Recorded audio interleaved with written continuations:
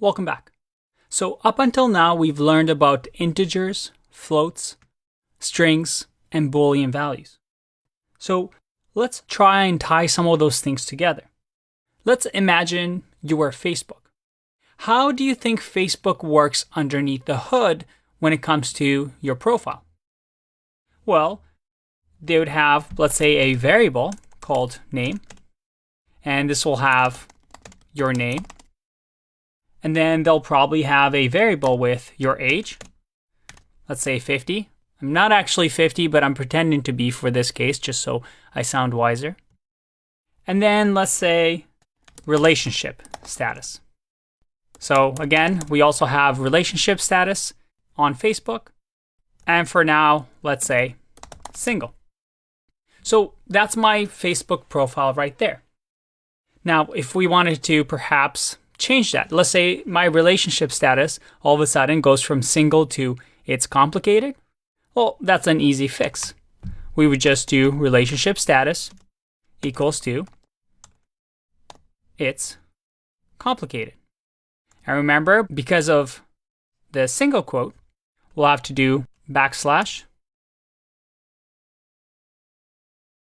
it's complicated.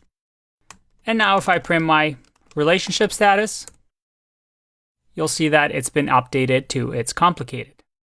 I am no longer single. Hooray! But this is pretty simple. Let's do something more complicated. And this is going to be a fun exercise. Let's create a program that guesses your age. Let's use the input method that we've seen before. Remember, the input method allows us to type something in here and receive it as input. So we can assign that to a variable. So let's say this variable is going to be birth year, and that's going to equal the input that's going to ask when or what year were you born. Now, from here, I want you to pause the video and try to solve this yourself. How can you make it so that at the end of this program, you're going to get asked, what year were you born? You're going to type in your year, and then it's going to print out your age is whatever the age is. So pause the video, try and solve this on your own. Mind you, there is a bit of a trick in here. So if you get stuck, try to Google around and figure out what the issue may be. Again, part of being a programmer is trying to solve these problems that you don't know the answers to. All right, let me show you my solution. We have our birth year here that we're going to store in a variable. And now we're going to calculate the age. I'm going to say age equals, well, it's going to equal the current year, let's say 2019. And then 2019 here is going to get subtracted from whatever the birth year that you entered. So let's enter that. And then we're simply going to say print your age is, and we want to use an F string here.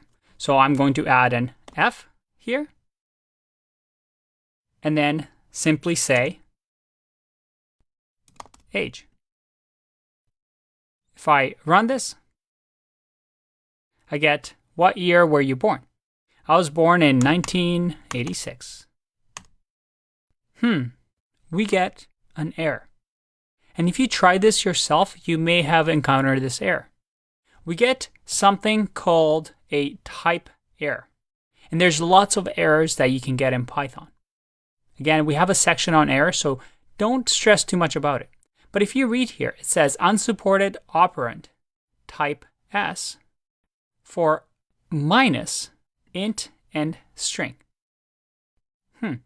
Let's try and debug this. It looks like we're using minus on an integer and a string. So let me print out here the type of birth year. If I run this and let's enter 1986, I get class string. And this is a little gotcha, because what input does is it asks you for an input. But that input that I wrote, 1986, well, that actually gets converted to a string and assigned to birth year. So what that means is that we're trying to subtract a number or a string from a number. So how do we solve this issue? Well, you'd have to turn this into an integer. And this is something that we saw previously. What we need to do is to convert this into an integer with using the int function. So let's try that. If I remove this and click run, I'll say 1986. And look at that. Your age is 33. We've created a program that was able to tell your age based on the year that you were born. Now, this may have been tricky to you, but it teaches an important concept in programming. That is, sometimes you're storing data into different data types. And sometimes you need those different data types to interact together. So you'll see a lot of problems where you have to convert a data type. And this is a very common one where you take an input that's a string and then you convert it to something like an integer. So you can perform a mathematical operation. And that's why, if you remember, we gave you a list of all our data types in Python, the fundamental data types, and all of them were blue because, well, each one of these are actions, are functions that we can use. For example, I converted the birth year into integer, but I could have also converted this to a float, for example.